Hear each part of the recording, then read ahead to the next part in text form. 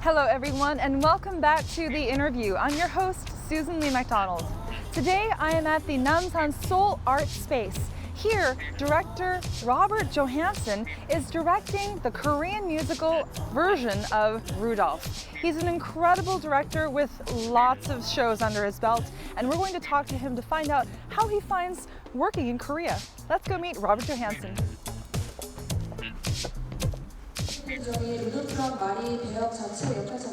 We find Johanson together with the actors and staff of his latest project, the musical Rudolph. We were able to peek in on him teaching an acting class. At these meetings, the actors go over the day's rehearsals and discuss possible improvements. The actors are all ears to Johanson's advice, tested through time. So it's right there by your chair. And then head, at least get almost to center, around center. So the final part of the scene. Robert suggests that the actors change their movements, and the actors quickly adjust themselves to the changes.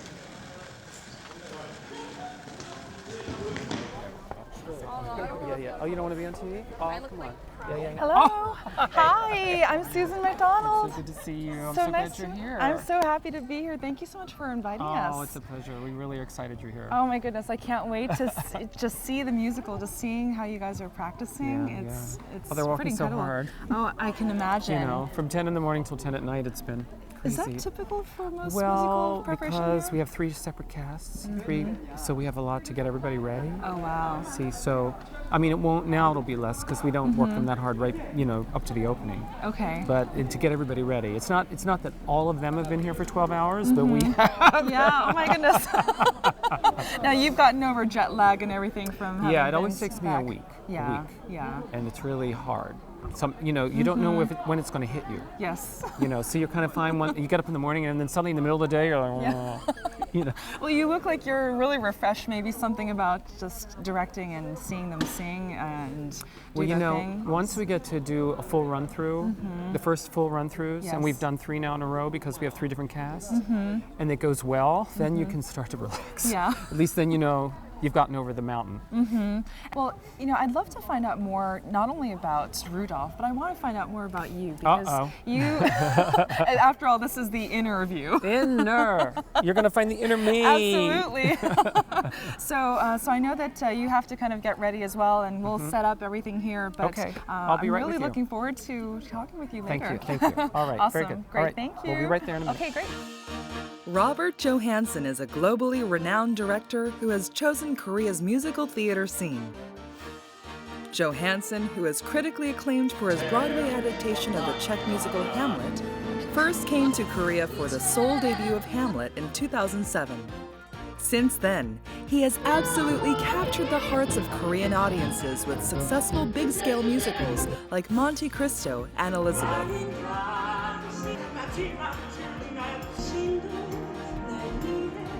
Johanson began cultivating his talent at a young age, and in college he won his ticket to Broadway when he was cast in the musical Shenandoah. After that debut, he joined the casts of prestigious musicals like Godspell, Jesus Christ Superstar, and A Midsummer Night's Dream, and worked as an artistic director with the renowned Paper Mill Playhouse for over 20 years. Marshalling a musical production the whole thing is about keeping the whole thing in your head. And it gets faster and faster, and she is 78 years old, and she is like giving it, this performance. You know, not everybody has loving parents that are just, you know, that way. I mean, I hope most people do, but...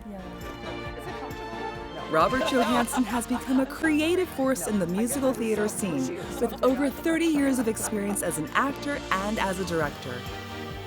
Join me, Susan Lee MacDonald, and hear about Robert Johanson's dynamic life on and off the musical stage on this week's The Interview.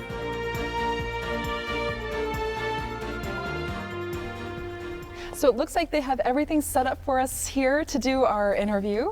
And thanks so much for letting us use your props. These are such incredible chairs. I know, aren't they great? This is the Prime Minister's chair. This is what he sits in.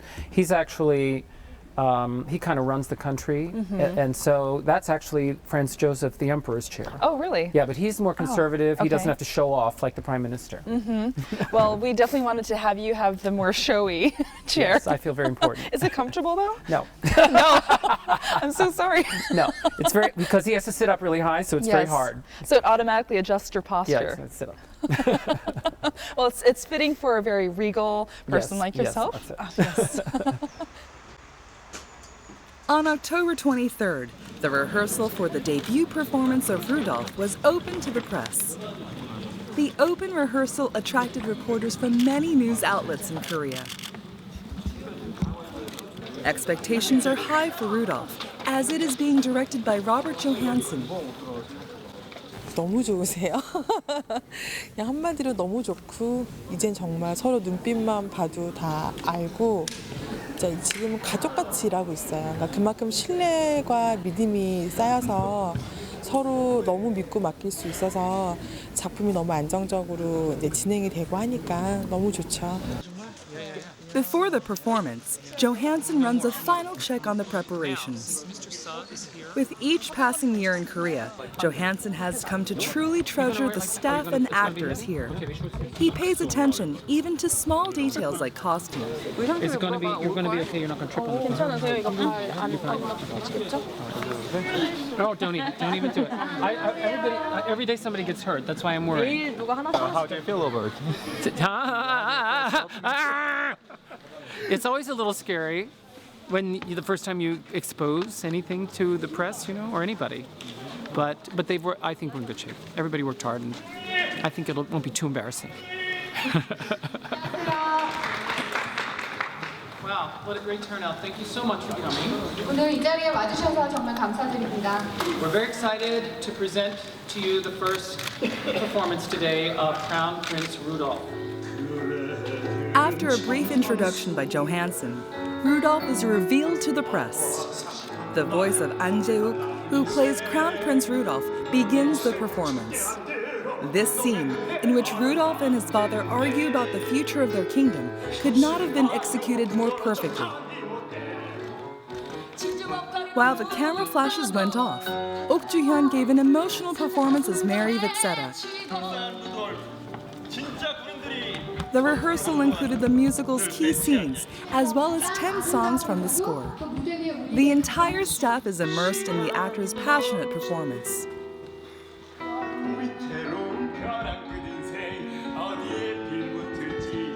Johanson watches the actors from an upper deck. He pays close attention, making mental notes about his feedback. The actors have prepared long and hard for this first performance. How did they feel about working with renowned director Robert Johanson?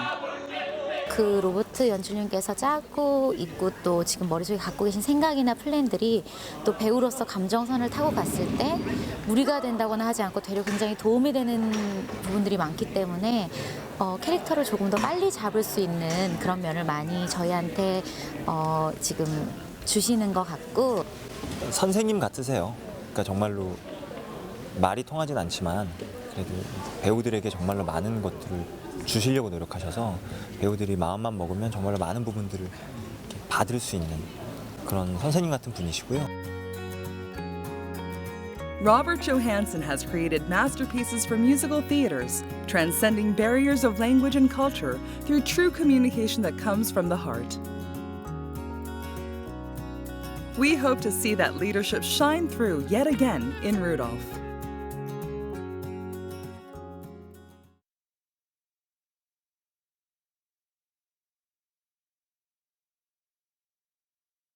So tell us about Rudolf, and I know this person from history, but why a musical about Rudolf? Well, it's always been a fascinating story for Europeans. Rudolf was a very famous crown prince who was the heir to the Austrian-Hungarian Empire, the only son of Franz Joseph. Important. Very important. And he commits suicide, and he's found with his lover, Mary Vetsera, and she's been killed as well. So it was a double suicide. Wow. So it's very Romeo and Juliet. Very tragic. Very tragic. And always, for many years, very mysterious. People really have spent years trying to figure out what exactly happened. And it happened at Meyerling, which has become kind of a word in European history. When you hear Meyerling, you know it's about the story of this tragic romance. So it's a true story, absolutely true. And the musical is telling its version of how they think that this came to be, how these lovely lovers turned into Romeo and Juliet. So it's like a Romeo and Juliet after Shakespeare, but based on a true story. Totally. Wow. Yes. And so the famous Frank Wildhorn composed the music for this, Yes. and the book and the lyrics were by Jacques Murphy? Yes, exactly. Yes, they're both Americans. Wow. But they were asked by the VBW company in Vienna Yes. to conceive the musical and do it for them. So it was done there and very successfully. Okay. And now it's been done in Japan, and now this is the Korean premiere. With being such a world-renowned director, coming to Korea to direct Rudolph, and now this is your kind of 5th year of being here. What do you think it is that kind of keeps you coming back to Korea, and especially for this production? Well, quite frankly, I mean, I know this is going out to other countries around the world, but in Asia, the most talented musical theater performers are right here in Seoul. Interesting. People come from Japan, they come from China to see musicals here. Wow. The accomplishment of the singers is really phenomenal for Western style music. Wow. They really are as good as anybody on Broadway or in the West End. From what we've come to understand, I think there's because Seoul is the 2nd largest city in the world. Yes. I mean, the amount of talent and the amount of productions that are done here every year is grown so fast. Yes. Because the talent is here. Yeah. And the support of the audiences is Over here. the past 10 years, it's incredible to see that not only was there just a couple of theaters, but now there are tens of, maybe hundreds of theaters all around Korea. When we won the awards for Elisabeth, there were 75 musical productions that year. 75 that year. Yeah. So I mean, that's a lot. That's more than on Broadway. Yeah. Yeah.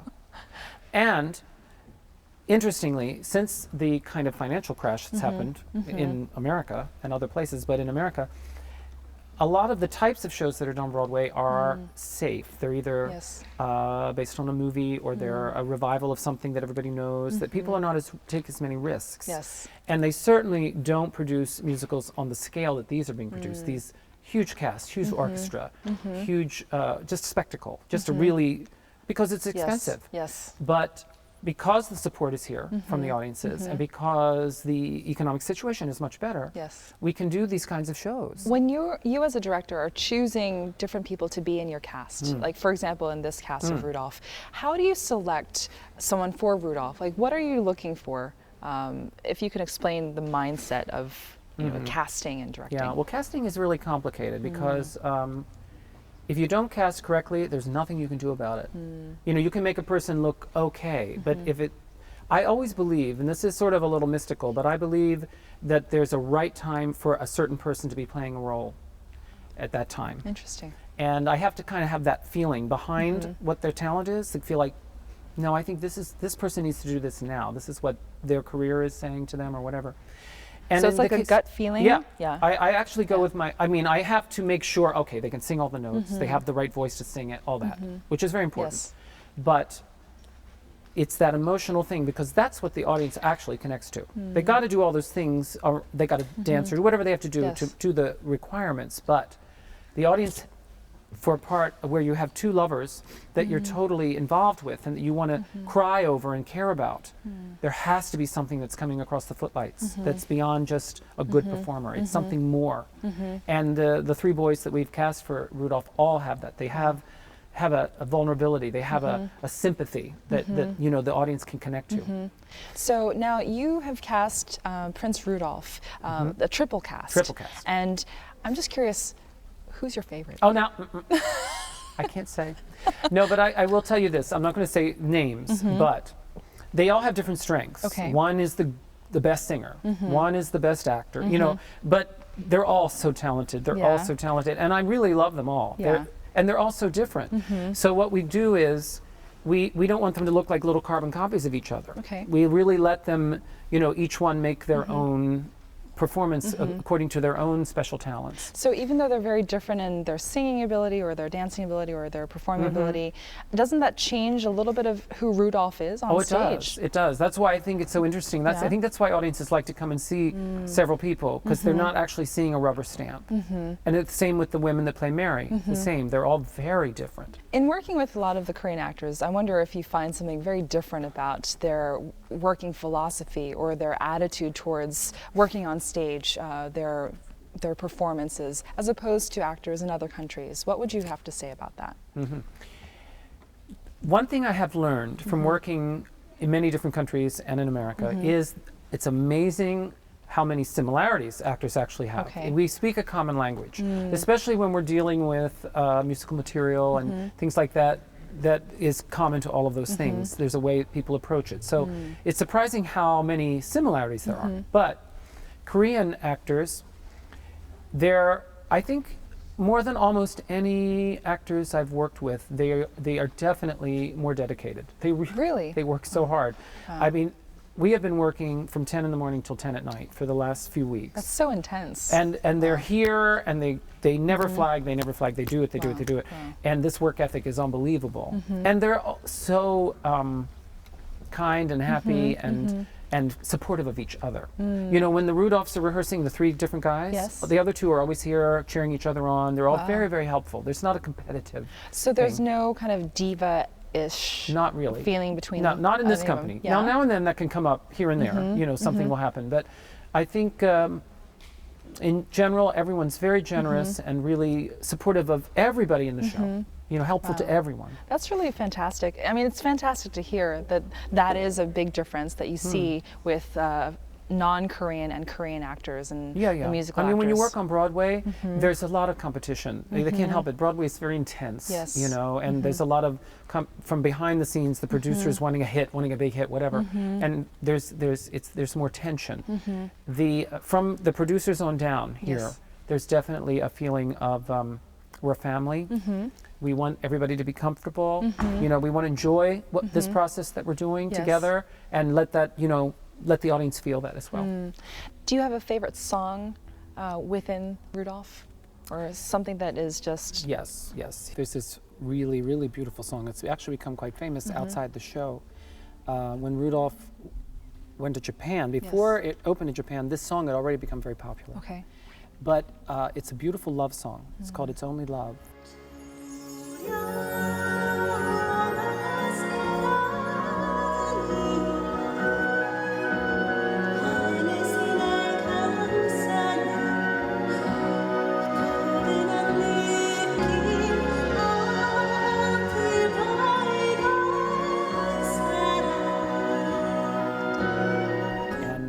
Such a beautiful, simple way of putting a song, and Ok Chun, our beautiful musical theater star, sings that at the end of the first act.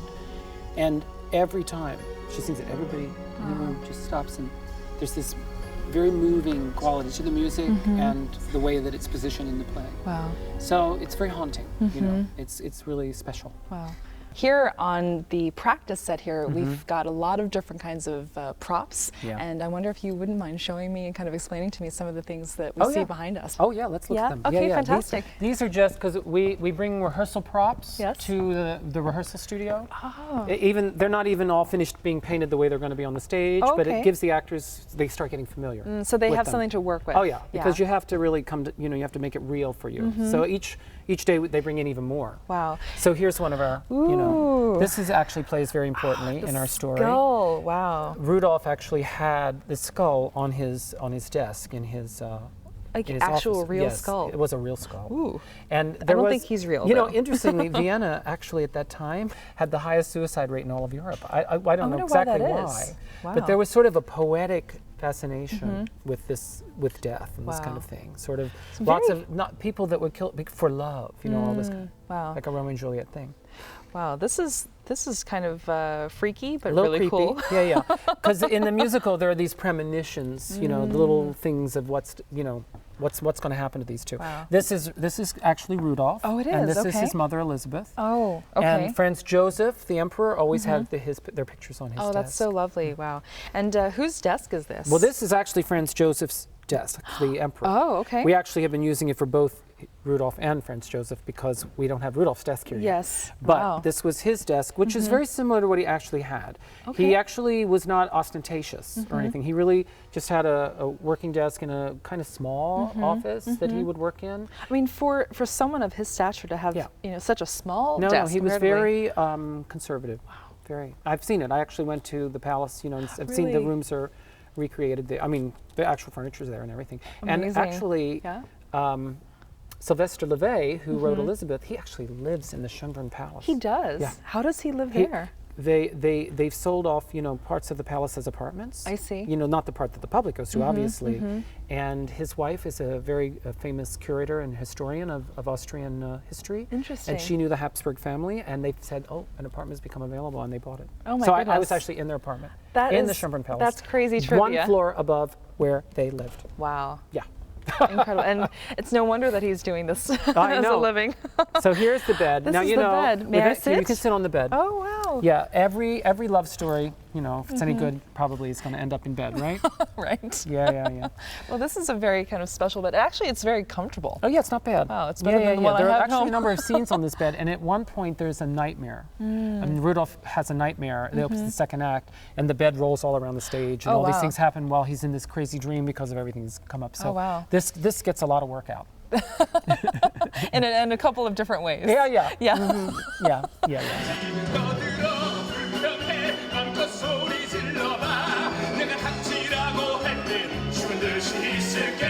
Now, I've been noticing also right behind us this incredible portrait of Yes. a very beautiful woman. Might she be Elisabeth? This is Elisabeth.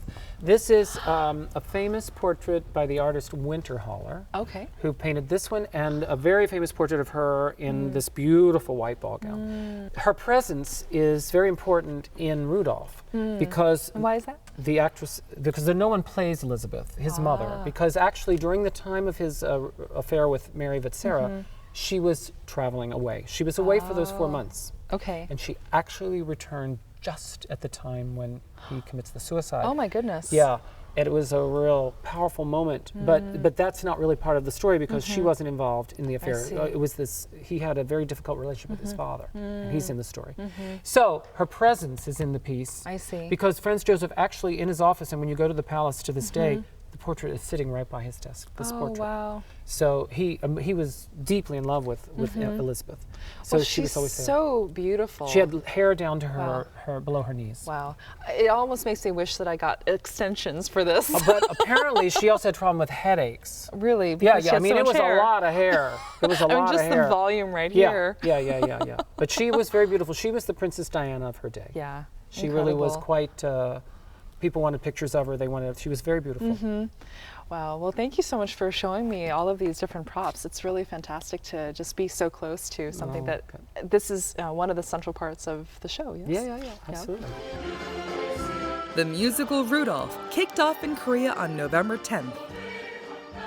The musical is set in the late 19th century at the beginning of industrialization. The stage reflects the dynamic changes of the period, both elaborate and modern at once. The stage at times feels more like a film set than a musical stage.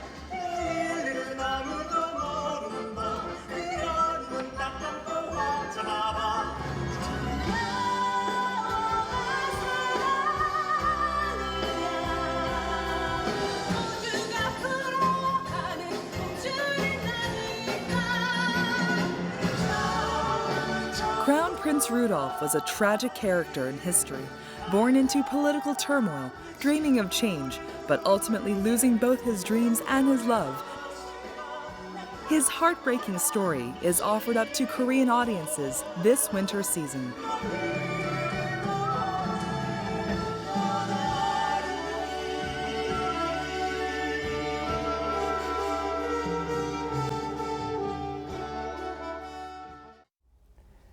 I'm a great believer that it plays the most important role in your life. I've seen time and time again that first instinct you have about something, is the one. As long as you're coming at it from that open place and that first instinct, first intuition about something, you have to remember that. You have to think about it. So for instance, when I read a play, when I'm going to do a play, I have to have 2 hours to sit down and read it from beginning to end without interruption. Because that first vision I see when I'm reading it that way, that vision is so much of what will end up on the stage. Because it's that mind giving you that intuitive process, like before you start editing and you know, superimposing or whatever. I think intuition is paramount. You have to figure out how that your life is open to being receptive to hearing, feeling what that intuition is. Now, we just talked about Elisabeth, Yes. and Elisabeth is an incredible musical that you directed, and Yes. I'd love for you to tell me a little bit about the background for Elisabeth and about its success too. And it was really, it's funny because there's this very famous portrait of her. Not this is one too, but there's another one of her in its beautiful white dress, which is very famous. And when I had been in Vienna 20 years ago, I had seen the portrait and got a postcard and kept it by my computer, you know, all these years, this postcard. So when they called me to direct this musical, it was like, you're kidding. She's looking at me right now. Here she is. That's too funny. Yeah. But it's sort of sometimes, you know, you do something beforehand, even not knowing that it's going to have a really important place in your life later on. So it was wonderful to really get into it. Wow. And the musical then was written by Sylvester Levet and Michael Kunze 20 years ago. Just they were writing it at the time I was there.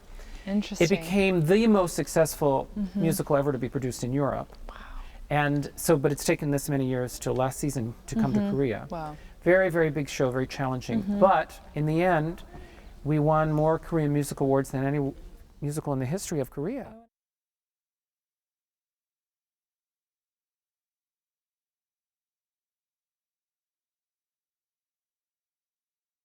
It seems like every musical you touch is like the Midas touch, because it's been incredible with the rock opera of Hamlet, with Monte Cristo and Elisabeth, and they can only expect that Rudolf is going to do incredible. What do you think is your secret to making an incredible show and directing Koreans? Well, I've been doing it a long time. That's the thing. You know, I've done about 250 shows in my life, and I started when I was 12. So I guess over the years, I hope I've learned something. You know, I've been able to, I was very fortunate. I don't know how this came about, but nobody in my family was in the theater or anything. I just suddenly got this dream, you know, to be involved in the theater as an actor and as a director, because I always loved both things. Yes. And when I came from college to New York, 10 days after getting to New York, I got cast in a Broadway show. Wow, which so quickly. Yeah, That's I was incredible. so lucky.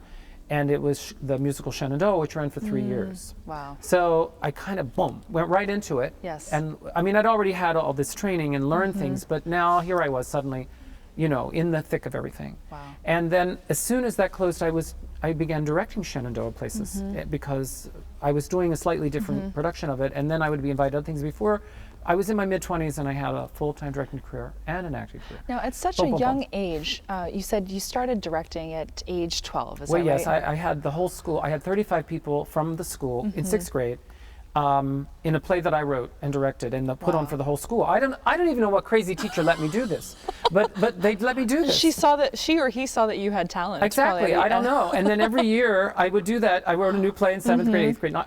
I don't even know these crazy people let me do this, but I guess I was so pushy or something. I don't know. After junior high and high school, you went off to Ithaca College, which is really well known for its music and drama department. How did you choose Ithaca, and what was your experience like there? Well, luckily I had met a student, someone that was a student there, and gotten information about Ithaca when I was looking at schools. And I actually looked at several other art schools at the same time. And I always felt Ithaca was the one I wanted to go to because it was so strong in music and drama. Interesting. Some were not, you know, one or the other. But the other schools I applied to, I got better scholarships to. But my parents went with me to each college. And my parents were just regular working class people. But they knew that this is where I needed to go. So they said, no, you have to go here. Oh wow! So And they really supported me, and it wasn't, it was, it was a lot of money, but Wow. they did it, and that school I learned so much. I mean, it seems like you've had incredibly supportive parents, and most middle-class parents, like most of us, we've had to take out a lot of student loans to go to Absolutely. school, Oh, I and know. it's a real burden It's hard. afterwards. Oh, and it's even harder now, please. Yeah. It's so hard. Oh my God. But the fact that your parents just saw not only your talent, but they knew that this is the best place for you. How does that make you feel that they kind of sacrificed a lot to make you Oh, well. into I mean, there's no what you are words to now? describe it. Yeah. Yeah. I can't. It's Yeah. just unfortunate. Not everybody has loving parents that are just, Yeah. that way. I mean, I hope most people do, but. Yeah. When you were growing up and doing these plays and musicals in school, do you remember anything that your parents said to you about pursuing your dreams? Well, it was funny. I'll tell you this one story. When I had done Shenandoah on Broadway for 3 years, every summer I would leave the show to go to Maine to Shakespeare for half the money. It was, but I had these wonderful roles I could perform and everything. And the first time when I told my parents that I was going to leave a Broadway show to go somewhere for half the money, my father, he could not understand what I was doing at all. And he didn't say a lot, but I knew that this wasn't setting well with him.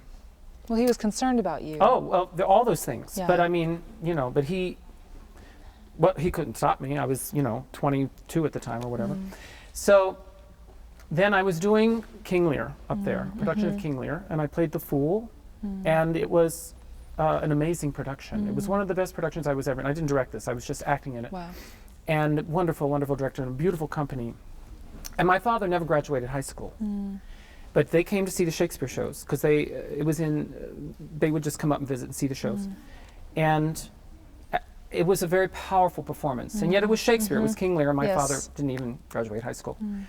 So I go back, after the show, my mother comes backstage and she's, going on. And I said, well, where's Dad and everything? She said, well, he's out in the parking lot. And so I go out there. Now remember, King Lear is about fathers and children. Yes. That's what it's about. And I go out and my father is pacing around and he turns and he's got tears in his eyes. And I said, Dad, what's up? Are you okay? And he said, now I know why you made this decision.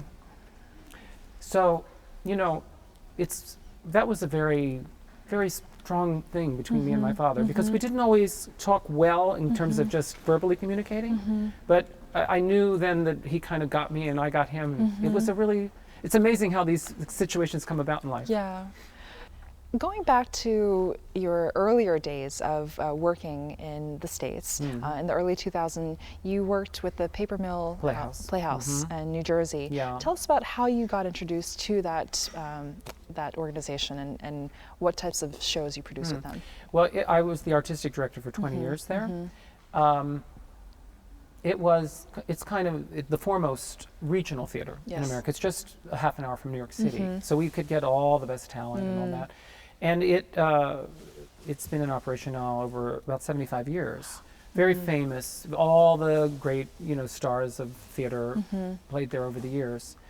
And Shenandoah actually brought me there. The first show I directed there was Shenandoah, as it turned out, and it was very successful for them. So they asked me to do the next 2 shows because one of the directors dropped out or something, and and suddenly, just like everything else in my life, like Korea, suddenly they were asking me back. So for the next couple of years, I was directing 2 or 3 shows a year for them, and then I became their artistic director and did 120 productions over the course of the time I was there, and was very fortunate to get to work with the best people. When we would do a revival, say of Follies, Stephen Sondheim would be there, and I would work with all because we would be recreating the shows of these great artists, or creating new musicals or whatever we were doing at the time. So I was very fortunate that I got to really hone all of my experiences through working with the best people. There's nothing like having the best talent to work with in every every part of a huge collaborative production like a musical. Absolutely. And you started at such a young age, not only from when you were in 6th grade, but Right. as a 25-year-old to have that much experience, to go into such a prestigious organization like that. What do you think were some of the things that you learned kind of over the first couple of years before you were artistic director? Well, you know, marshaling a musical production is, the whole thing is about keeping the whole thing in your head. And I think directors that may not be as successful at it don't,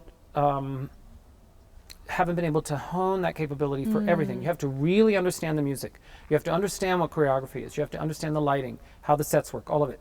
You have to learn all of those different disciplines so that you can pull it all together. That's your job. Yes. So if you're weak at certain areas, you've got to try to strengthen them. Yes. So over the course of that time, I could really learn all the different technology, all the different intricacy of those different mediums, so that I could be effective for everybody. Absolutely. And that's it's a lot, that the experience can't be underestimated. You can't just suddenly go, okay, I graduated college, now I'm directing this show with Absolutely not, 250 people that are doing all these different jobs. Yes. And be able to not lose your mind, you know what I mean? I mean, it's hard enough. Yeah. I'm always losing my mind, but at least I can go, oh, no, but then you have to do this, okay? Yes, and yes. I'll go lose my mind after we take care of this. I imagine too that you know, directing. You know, some people have the idea that being a director is just all about prestige and ego. Some people do. Some directors do. Unfortunately. Yeah. They play at the role more than just do the role. Yes. Do act. I mean, perform what they have to do. And this is an important lesson to learn. Often you'll have a director that's a frustrated actor that didn't make his acting career, so he turned into a director for some reason. But he always wants to act. So he's always jumping up in rehearsal and acting out the parts for the actors. But this isn't good. No. Because the actors they're imitating him then. They haven't learned how to bring it from their inside. Yes. Now and then you have to help an actor in that way, but you don't do that as a way of working, in my opinion. Yeah. You know, because they have to do it night after night. They have to know where it's coming from. They Yes. can't just be imitating you. And so you can't, you know, I don't need people to pay attention to me in the room. I don't need any of that. I just need them to do the work when we're together. Yes. I don't have to come in and be, oh, the director's here, blah, blah, blah, blah. Yeah. I can't bear that. Going back to the Paper Mill Playhouse, Yes. can you tell me about an anecdote from that time that you were working there, and maybe a special production that really is in your heart and soul? Well, earlier I mentioned that I had worked with Stephen Sondheim, and we did a revival of his musical Follies, which is a very great, grand, probably his biggest musical, the canvas of it. Yes. But we were fortunate enough to get great old-time stars to be in the show. Like and, whom? and one of the women was Ann Miller, who had done, I love her. you know, 50 MGM musical movies and all of that sort of thing. And she was very, very famous. And she had to sing the song, I'm Still Here. Now, she was 78 when we did it. Wow. She looked fantastic. She could still sing like crazy. And I called her up on the phone. I hadn't met her yet. I hadn't met her, but when we cast her, but I called her before she came to rehearsal, and I said, now I just wanted to talk to you, Anne, and see, you know, if there was anything, you know, you were wanting to talk about. And she said, well, you know, honey, I like the song. I like the song a whole lot, but the lyrics are very good. But the music, it just kind of stays at the same tempo. I think we've got to, like, each verse, it gets a little quicker, a little quicker, a little quicker. I said, need some pizzazz. And I said, well, okay, I'll talk to Mr. Sondheim. And, you know, oh my God, I don't, because he's pretty strict about his stuff, you know. So I prepared him. I said, you know, Anne has an idea what she'd like to do, and do you mind if we work it out and we'll show it to you? Big pause, and he says, all right. So then she comes to rehearsal. Wow. So the day comes where she has to sing it for Mr. Sondheim. Okay. And With the changes. with the way we want to do Okay. it. And each verse got faster and faster, and she was a 78-year-old woman who was like coming back to being that person that performed it when she was 20. Yes. You know, which she could. So she starts the number, and Stephen said, you know what, I'll sit over by the piano so she doesn't have to face him. She would perform it out, and he'd sit to the side. She starts it. Well, I'm almost through my memoirs, and I'm here. I've gotten through. Hey, lady! And she starts it, and every word that comes out of her mouth, she'd been married several times, they talk about everything. All this stuff is like Like this her is life. This is her life, right? And it gets faster and faster. And she is 78 years old, and she is like giving it this performance. And I'm the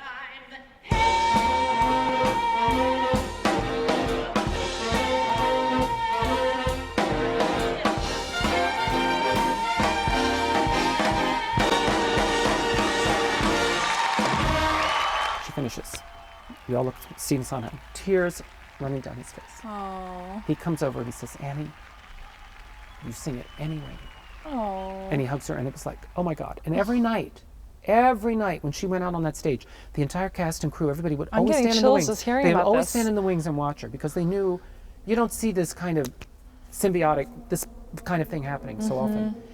And every night she sang that number, the audience just stood up like it was the Super Bowl. Wow. I mean, this isn't a show, just a show. It's not like they would just stand up and they wouldn't let her leave the stage. Wow. Because sometimes that thing happens where it's so, it's just, it's not art, it's just all one thing. It's like, oh my God. Wow. You get it. It's so in tune. So when I refer to these Rudolphs and everything, Yes. the audience has to have, they have to find some thread that connects them to the people on the stage, ideally. You've got to have Yes. heart. A show has to have heart. Absolutely. You know, too many shows nowadays just are slick and they're very entertaining. and But you want to yeah. feel something. Yeah. A very famous producer told me one time, I asked him, because he did a lot of different shows, and I said, well, which ones were always the most successful? He said, the ones that make people cry. Because they feel something. They'll come back and Yes. see that show many times, because they want to feel that again. They don't want to just, they're happy to have a laugh and go home, Yeah. but then they don't need to see that show again. Yeah. They know what the laughs are already.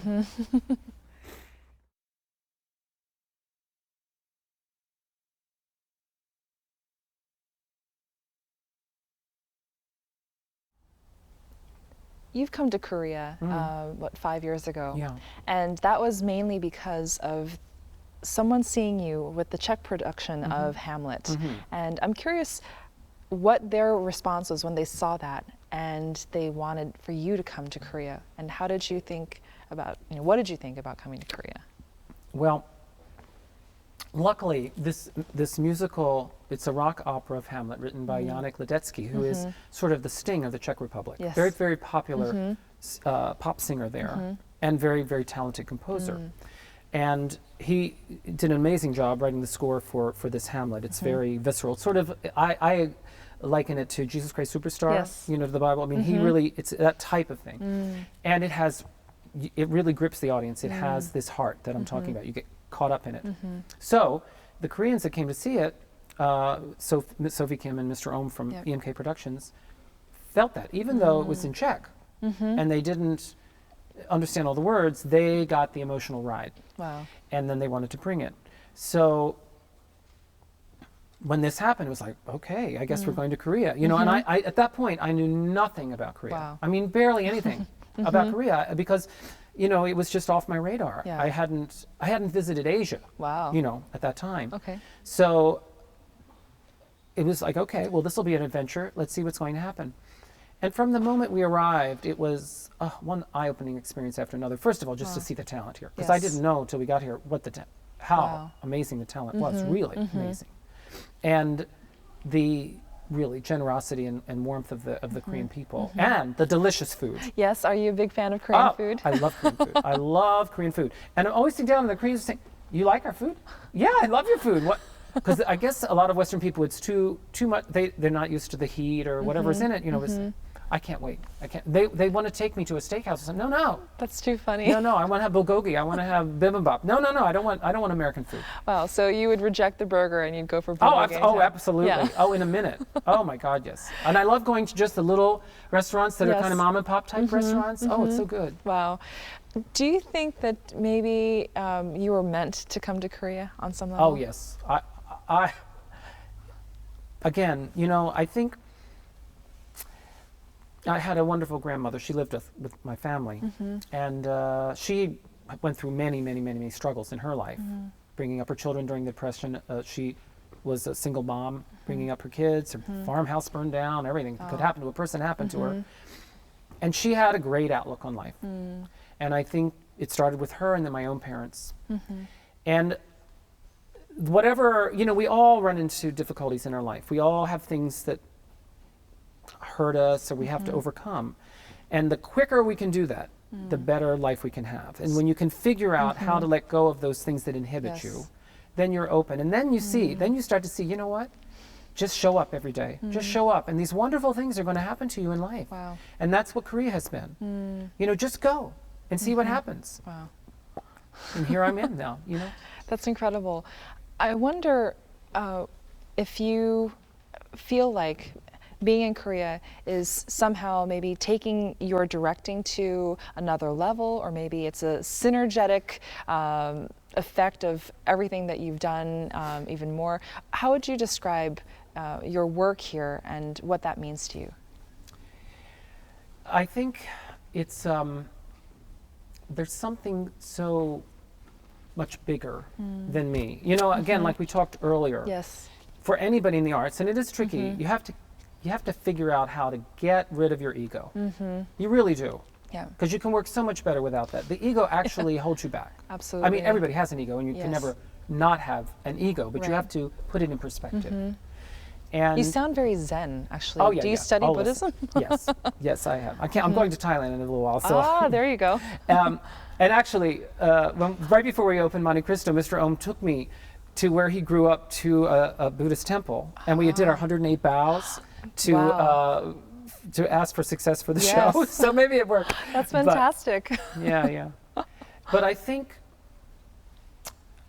you know, this is what I have been doing all my life. I've just been sort of a channel for it. You know, this is my gift. People get their gifts, and I figured out this is what I was supposed to do. So I've just been a channel to take each situation, figure out what is the best thing we can do in this situation. Just get the ego out of the way, because as soon as you get that in there, it just stops you from letting that flow happen. Yes. Your 5th year here in Korea, what are some of your future projects? Do you plan to be in Korea for longer? It seems like that's going to happen. Really? Yeah, well, right after Yay for us. Rudolph, we're going, very shortly after Rudolph, we go into production for Rebecca, Okay. which is quite an interesting musical. And what's it about? It's a mystery. It's, for anybody that knows about the famous Alfred Hitchcock movie called Rebecca Oh, that yes. won the Academy Award and all that stuff for Best Picture, and it's a Daphne du Maurier I love that novel. movie, It's yeah. very, very intriguing story about this first wife of a man who's died, and then the second wife is finding all this stuff out about Rebecca. And it's very, very clever and very pulls the audience in. It's written by the authors of Elisabeth. Oh, okay. So this will be the Korean premiere of Rebecca, which is now played, you know, all over Europe and Japan as well. Now finally it will be coming to Korea, and it's very lavish, very big. We have to burn the house down at the end. Really? You're actually going to be We're burning? going to burn the whole house at the end. That's the big finale. Oh, wow. That sounds That's all really... I'm going to say. We'll have to stay tuned, I yeah? hope we don't burn all Seoul down at the same No. time. But One last question. Korea is one of the largest kind of musical communities worldwide. Yes. And it's, what, maybe the 6th largest in the world? Easily. Easily. Then If not what would you say is the Korean musical scene's strength as opposed to other countries' musical scenes? Well, there's no question that it is the quality, the level of talent, the level of talent. And for whatever reason, the voices in Korea, more than other Asian countries like Japan or China, Yes. really suit Western music. Interesting. And it's amazing. I mean, to have these people have these huge musical voices, these huge ranges, this flexibility, this real talent for Yes. singing. And you know, we go to a musical to hear the singing, Absolutely. no matter what. I mean, Right. you want the acting, everything to be good, but ultimately you want to be thrilled by the singing. Definitely. And you know, there are a lot of places that do interesting musicals, and the drama's good, but the singing is not on that level. Wow. You know what's so interesting is that Korean and English as languages are just polar opposites in every way, grammatically speaking and structurally. And so it's interesting that you say that Koreans are best suited for Western style singing. I know. Wow. It's amazing because I think unlike Japanese or Chinese, I think the production of those languages is a little different Yes. and doesn't necessarily suit itself to open kind of singing. Whereas there are a lot of very open vowels. You know, the actual sound of Korean when it's sung is very pretty. Yes. It's like, almost like Italian. There's that lovely use of the vowel sounds. Yes. So it's good for singing. Wow. Last but not least, what do you plan for in the future besides other kinds of musicals that you want to direct? Do you ever want to write your own musical? Well, I have done some, but luckily it's funny that you mentioned that. And we didn't set this up, but you mentioned it. But EMK Productions they have become so successful now here, but they have been doing musicals that have existed somewhere else. Yes. And we're now talking about, conceiving our own shows within the Korean community here. Fantastic. And we're coming up with, which project to do. So I'm really excited about that. Oh, wow. I like working on new and challenging projects. I've done so many things that I still want to have the ultimate challenge, the ultimate challenge, the ultimate challenge. So it just keeps raising the bar each time. Yeah. Oh my God. Yeah, there's that part that's like, oh, don't even think about it or else you'll go running. You jump on the plane and go home. But you're still around. Yeah, I'm still here. Well, Robert, it's been so amazing to talk with you, and I know that our audience is going to be just on the edge of their seats, just ready to hear all of the things that you had to say today. And I know that many people here in Korea are really thrilled for Rudolph to be coming out, and to know that you're the director of it, and with your experience, it's going to bring so much excitement and energy into that production. I just can't wait to see it myself. I really appreciate it. I really enjoyed talking with you. Yeah, thank you so much. Thank you. It was such a pleasure. Oh, King, in your chair. 감사합니다. 감사합니다. 수고하셨습니다.